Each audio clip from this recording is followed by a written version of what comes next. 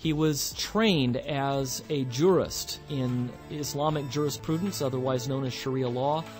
He was, after his conversion, forced to flee the country on pain of execution.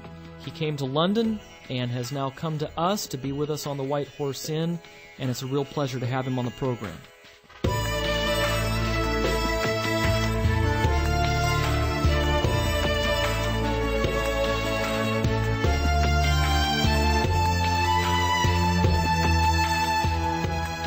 Sam, in Islam, how does a person make it to heaven and avoid hell? Well, first of all, Mike, heaven and hell are Christian concepts and Christian, Judeo-Christian understandings.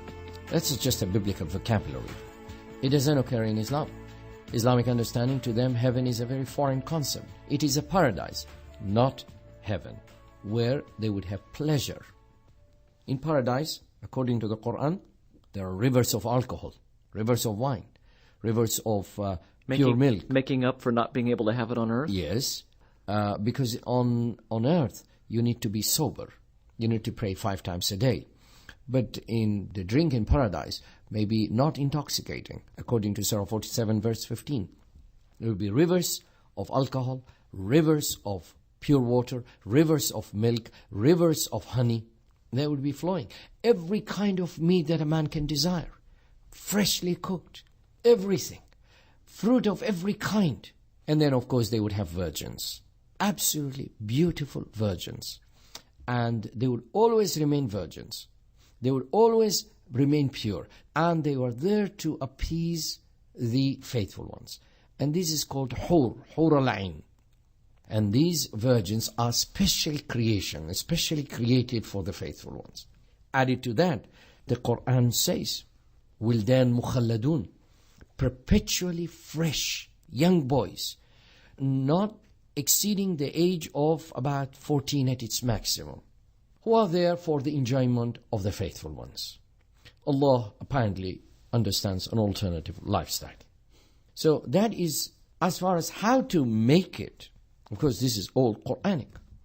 In fact, some people, even Muslims, would find it difficult to bear that. But Sheikh Muhammad Kishk, he was a very, very famous author and very famous preacher in Egypt. He was a graduate of Al-Azhar, the best and the most ancient Islamic seminary in the world.